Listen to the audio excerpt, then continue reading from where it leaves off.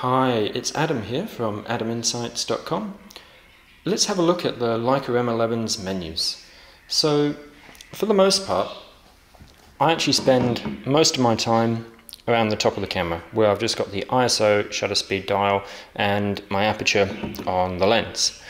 But on the back, obviously we've got the playback button, we've got the FN, programmable function button, the menu button, we've got the arrow keys and the select button, and this control dial. This dial is actually improved big time compared to the M10 or the M240, because it's actually now got a button in it as well, and you can program it to a custom function, which I'm finding really useful.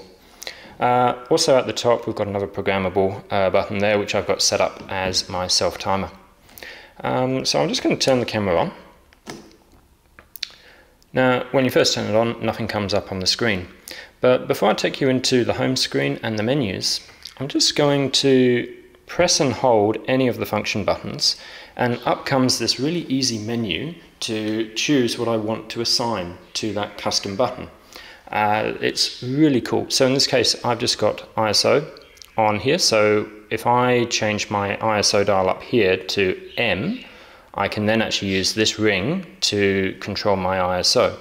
That's actually really handy, particularly when shooting live view, and it also actually opens up a lot more ISOs beyond the ISOs that are available just up here, and lets me take the camera right up to 50,000 ISO if I wanted to do that. Anyway, if I now just go ahead and press menu, the first thing that pops up is the home screen. What we've actually now got on the home screen with the Leica M11 is a really improved touchscreen experience compared to the M10R and the M10P. I always found their touchscreens a little bit finicky. This one is much more improved, and it's probably not coming across all that great in the video, but this is like a retina display on steroids. The resolution of this screen is fantastic. You just can't see the pixels even under a magnifying glass, and it's just so clear. The touchscreen is also really responsive. So let me sorry about that, guys. So the touchscreen is actually really responsive. So let me take you through it. First one here is live view. So by tapping that button, I've now turned on live view. So as soon as I leave the home screen, I'm now actually in a live view mode. If I turn off live view and then leave the home screen, I'm not in live view mode. I am still on the fence about whether or not I like using live view. I kind of really like the rangefinder experience, but I have used it a bit more on here than I ever did on the M10 or the M240. So these shortcuts down here, by the way, you can customize them. So you can add and take them away. If Leica is watching this, my main piece of feedback about it is I would like to have less, because I'm not going to use all of the ones that are on there, and actually have the touchscreen tile, or have the tile or the button a little bit larger, because even with me, with quite small fingers, sometimes they're a little bit finicky.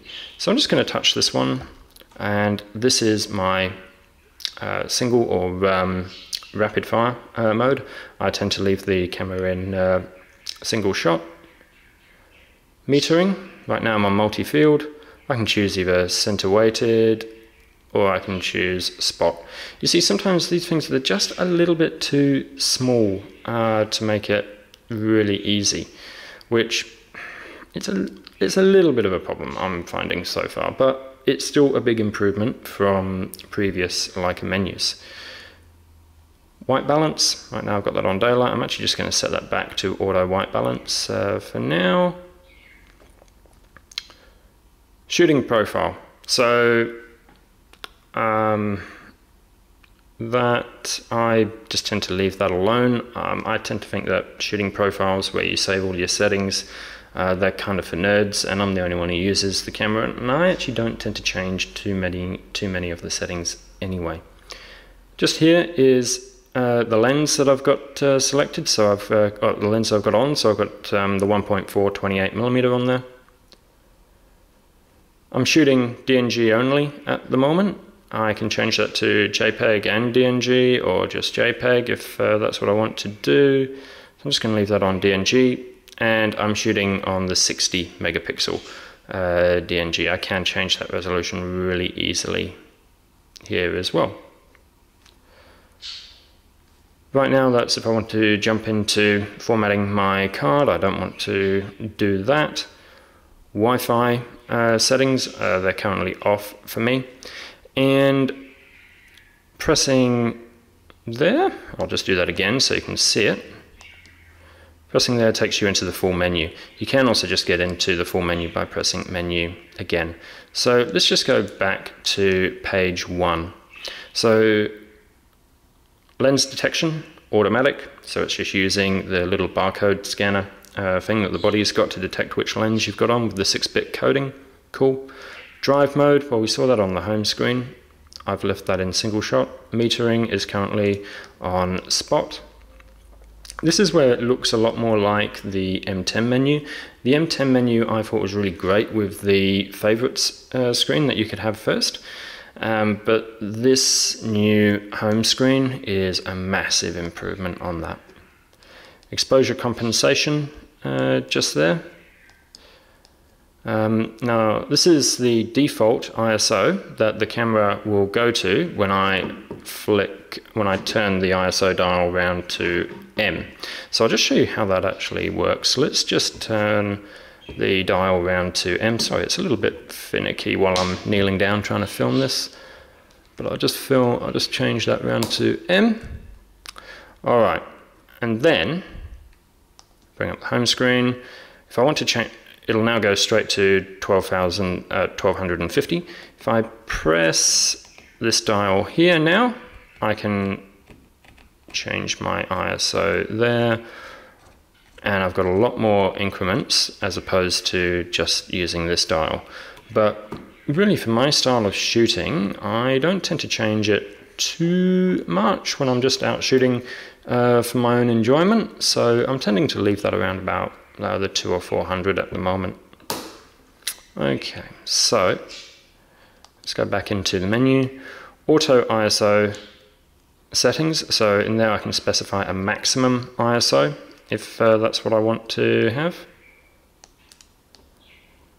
White balance, again, that's on the home screen.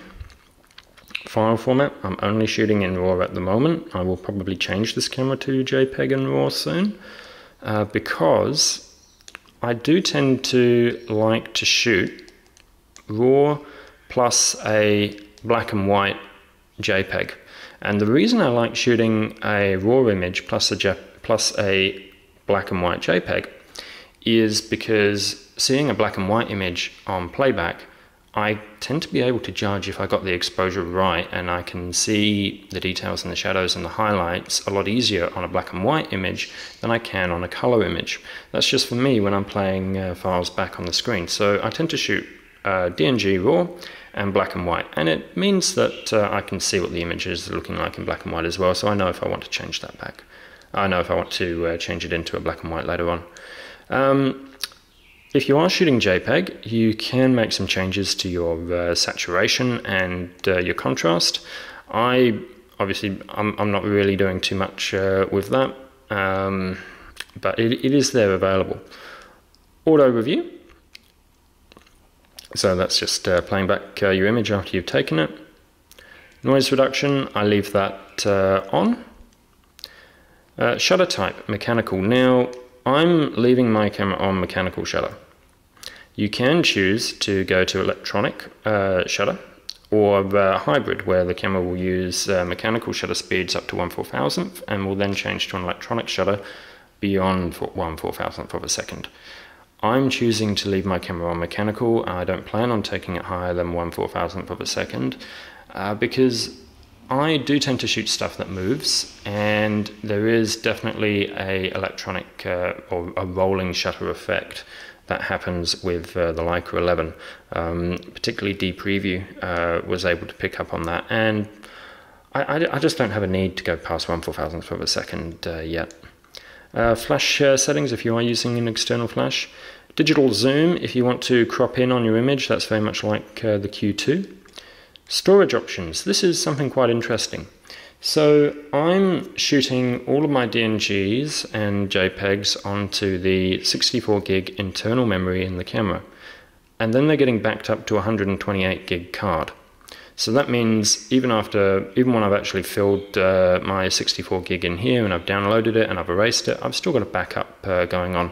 So I tend to think, well, cards are quite cheap these days, so I tend to I'm actually going to be putting a card in the camera. Every image that I take is going to go to the internal memory and the card. I'm then going to download my images, remove the images I don't think I want, erase the memory on the internal memory, and then I'm just going to archive the cards. I don't really think there's any need now to format and reuse cards anymore because they're just so cheap. And it means I'm going to have a long-term backup of all of my images, even if I want to go back to stuff which I thought I never would want. Customize control. So this is where I can program my function buttons. And capture assistance. So focus aid, automatic. All that's going to do is highlight areas of the shot in red that are in focus. User profile, as I say, they're more for nerds. I'm not really a massive fan of saving all my settings. Display settings, I can manually lock the LCD brightness if I wanted to do that, or I just let it adjust its own brightness based on the ambient light. Leica Photos, if you want to use the Leica Photos app with the M11. Storage management. Okay, so backup memory. This is if you weren't doing the automatic backup, which I'm doing, you can shoot a whole load of images onto your internal memory, put in a card, and then just copy them all straight over onto the card, if that's what you want to do. That can be useful, particularly if you've taken a whole load of shots and you need to then copy them onto multiple cards for multiple people. Format, that's fairly self-explanatory. Camera settings, power save mode, so when it's going to go into standby. Do I want to charge it via USB? USB mode, this is really important. I've got it set on P2P, which lets me download straight to Lightroom by plugging in the USB-C cable in here. Wi-Fi, time and date, file name, reset the image file numbering. Sensor cleaning, now this is a big one for me. If the number one feature for me on the Leica M11 was the 64 ISO, the biggest disappointment for me on the Leica M11 is that there's no built-in sensor cleaning, because particularly the M10, that was quite prone to sensor dust. The M240 maybe not so much. I mean, I'm confident with cleaning my own sensor if I have to, but I don't really want to. I would like to think that Leica could implement a sensor cleaning function like the SL. And well, I mean, the Sony A7's self-cleaning sensor function is by all accounts great, as is Nikon's and Canon's. I'd like to see Leica do it in the M's, because I just don't like cleaning my own sensor. Even though I can do it, I just don't like doing it. Camera information, so that's the current firmware which I've got. Copyright information, where you can put in your own details that are recorded onto the metadata of your files. Language and reset. So that's what the menu system of the new Leica M11 looks like. Thanks, guys.